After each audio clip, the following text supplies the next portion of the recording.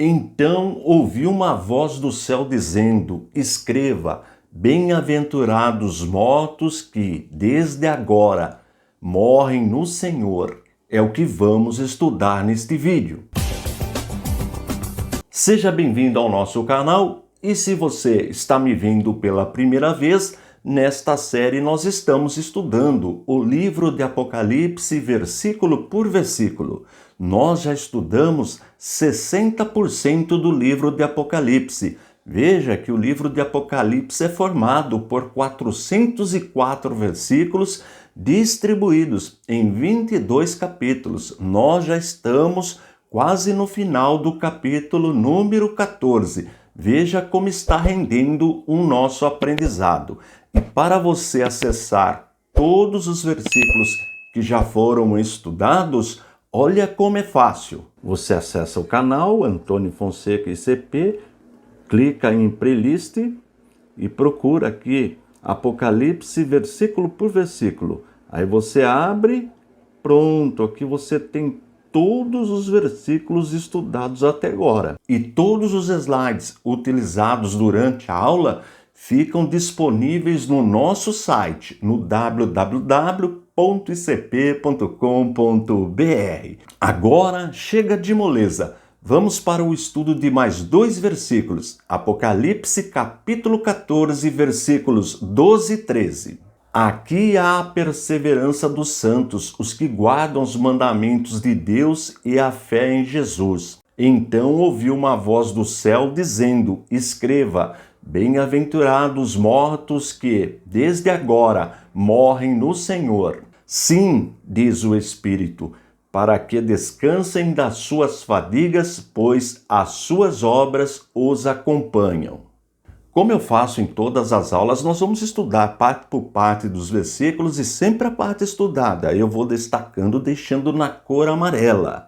Importante salientar que nós estamos estudando o livro de Apocalipse, considerando a interpretação futurista, escatológica, ou seja, aquilo que ainda irá acontecer.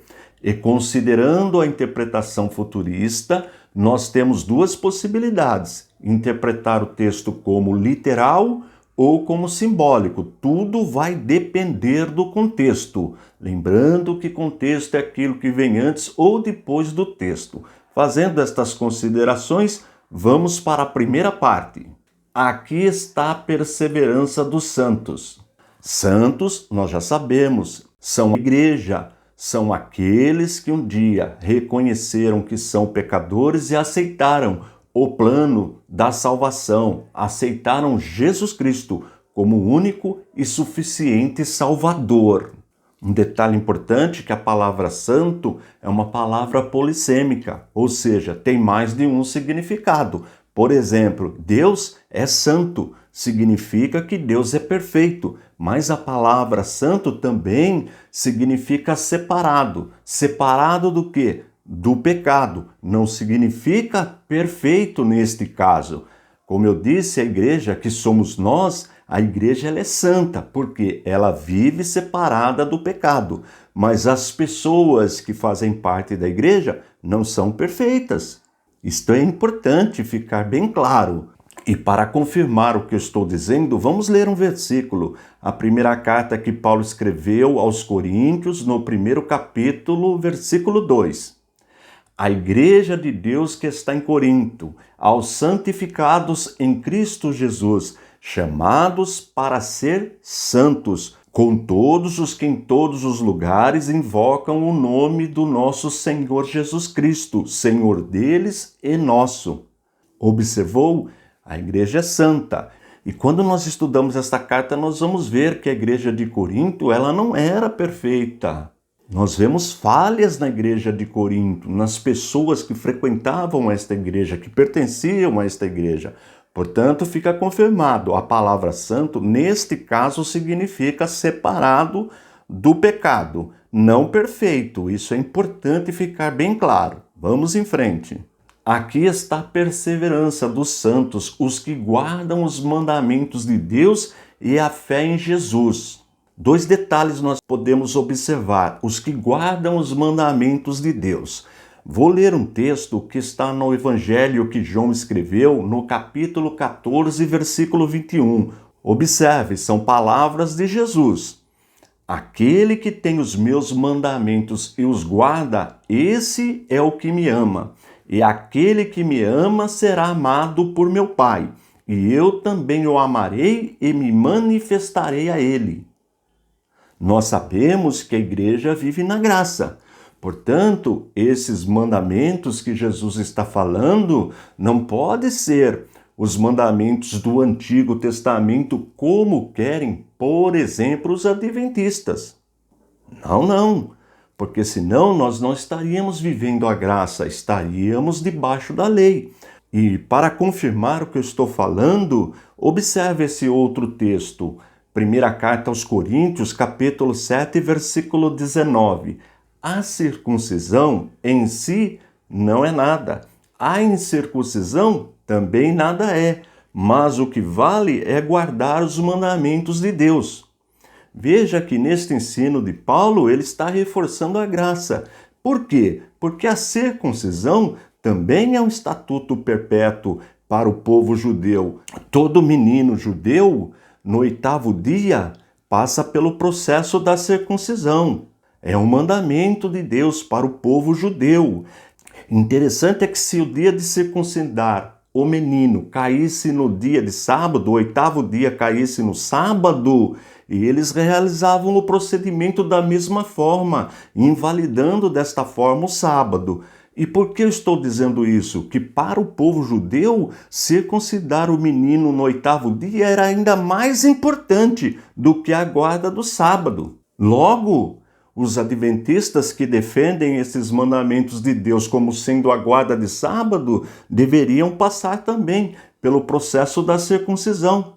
Porque se um estrangeiro quisesse adotar a religião do povo judeu, quisesse viver o judaísmo naquela época, precisaria também passar pela circuncisão. E isto os adventistas não fazem. É importante fazer uma reflexão sobre esse assunto. Logo, estes mandamentos que Jesus mencionou não têm nada a ver com a guarda do sábado. Repito, nós vivemos na graça, nós não estamos debaixo da lei. Nós estamos na nova aliança. E no final, fala da fé em Jesus. Vamos ler um versículo, Hebreus capítulo 11, primeiro versículo. Ora, a fé é a certeza de coisas que se esperam, a convicção de fatos que não se veem. A nossa geração nunca viu Jesus. No entanto, a nossa fé em Jesus, ela é absoluta. Nós cremos na presença de Jesus, independente de vê-lo fisicamente. Nós vivemos pela fé. E sem fé, nós já aprendemos, é impossível agradar a Deus. Vamos em frente. Versículo número 13. Então ouvi uma voz do céu dizendo: de quem era esta voz? Tem um grupo que interpreta como sendo a voz de Jesus, outro diz ser a voz do Espírito Santo, ou a voz de um anjo. Agora, se for um anjo, este anjo está falando porque ele recebeu uma determinação direta de Deus. Porque os anjos, nós aprendemos, eles cumprem só as ordens que eles recebem diretas de Deus. Sendo assim, nós respeitamos as interpretações. Aqueles que interpretam como sendo Jesus, nós respeitamos, como sendo o Espírito Santo, sem problema. Ou até mesmo, se é a voz de um anjo, não há problema nenhum aí quanto a estas interpretações. Vamos em frente. Ouvi uma voz do céu dizendo: escreva. Nós já vimos essa expressão escreva, escrever para que fique registrado para a geração de João e as outras gerações que viessem, como a nossa, por exemplo.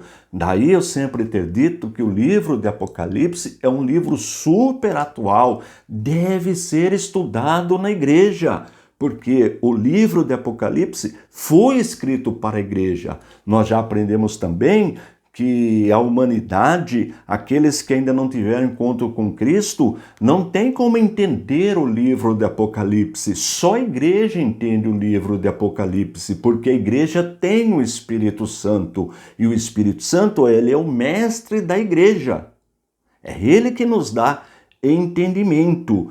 Portanto, precisamos estudar mais o livro de Apocalipse. Vamos em frente. Então ouvi uma voz do céu dizendo: escreva, bem-aventurados mortos que desde agora morrem no Senhor. Bem-aventurados significa um estado de felicidade espiritual. Não é um estado de felicidade material. Não. É um estado de felicidade acima da felicidade. Um estado de felicidade espiritual. É disso que se trata, este bem-aventurados. E sobre os mortos, nós já aprendemos sobre a doutrina da imortalidade da alma. Quando a pessoa morre, morte aí significa separação, separação do corpo da alma. Nós já aprendemos também que a palavra morte também é uma palavra polissêmica. Ela tem 3 significados. Por exemplo, morte espiritual. As pessoas que ainda não tiveram um encontro com Cristo estão mortas espiritualmente. Tem a morte física, que é quando a pessoa deixa o corpo. Na verdade, quando nós vamos, por exemplo, num velório, ali só está o corpo daquela pessoa. A pessoa foi para algum lugar. Ou foi para o paraíso, ou foi para um lugar de tormento. Este período nós chamamos na teologia, na escatologia, de período intermediário. Eu tenho aí no playlist aí vídeos só tratando deste período intermediário, que é quando a pessoa deixa o corpo até o dia da volta do Senhor Jesus, para aqueles que estão no paraíso ou para o juízo final, aqueles que estão em um lugar de tormento.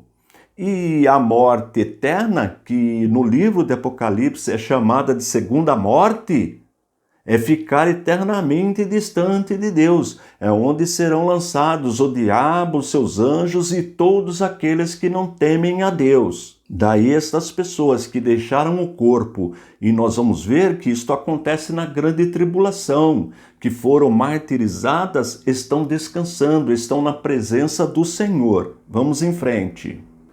Então ouvi uma voz do céu dizendo: escreva, bem-aventurados mortos que desde agora morrem no Senhor. Sim, diz o Espírito, para que descansem das suas fadigas, pois as suas obras os acompanham.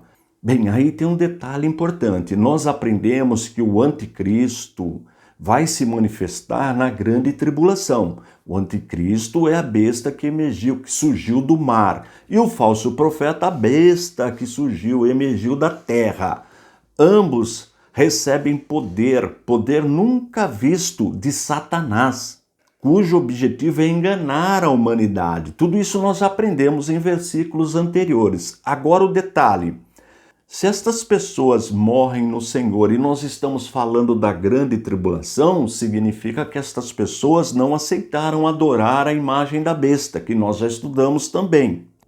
Aí vem a pergunta, mas a igreja já não foi arrebatada? Nós já aprendemos que temos 3 correntes teológicas sobre a questão do arrebatamento da igreja. Uma corrente diz que a igreja será arrebatada antes da grande tribulação. Outra ensina que a igreja será arrebatada só após a grande tribulação. E a terceira ensina que a igreja será arrebatada no meio da grande tribulação. Como a nossa instituição, o ICP, Instituto Cristão de Pesquisas, que este ano completa 40 anos no Brasil, sempre ensinando a poderosa palavra de Deus e ajudando a igreja no combate às seitas e heresias, nós respeitamos as 3 interpretações, porque ambas não ferem a palavra de Deus. Voltando no texto, se estas pessoas são a igreja e a igreja já foi arrebatada, como explicar este versículo? Significa que mesmo que a igreja já tenha sido arrebatada, nós teremos salvos no período da grande tribulação, que também é igreja. Uma parte da igreja é desta forma que é ensinada pelo grupo que acredita que a igreja será arrebatada antes da grande tribulação. Agora, para aqueles que acreditam que a igreja será arrebatada no meio ou no final da grande tribulação, não há nenhum problema em considerar mártires neste período. Nós já aprendemos que, claro, Deus vai proteger a sua igreja, mas pessoas serão martirizadas. Mas mesmo sendo martirizadas, as pessoas, quando deixam o corpo, vão descansar no Senhor. E aí o texto conclui, dizendo, descansem das suas fadigas, pois as suas obras o acompanham. Que obras são estas? Aquilo que nós realizamos verdadeiramente para o Senhor.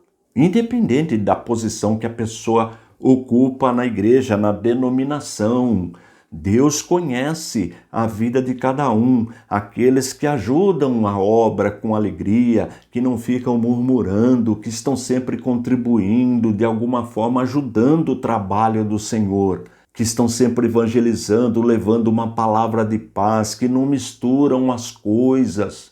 Como nós vimos aí no Brasil recentemente, alguns grupos do nosso meio misturando tudo, política com religião, fazendo uma confusão. São obras da carne, não são destas obras que o texto está falando. O texto está falando daquelas obras realizadas com sinceridade e, de fato, realizadas para o Senhor.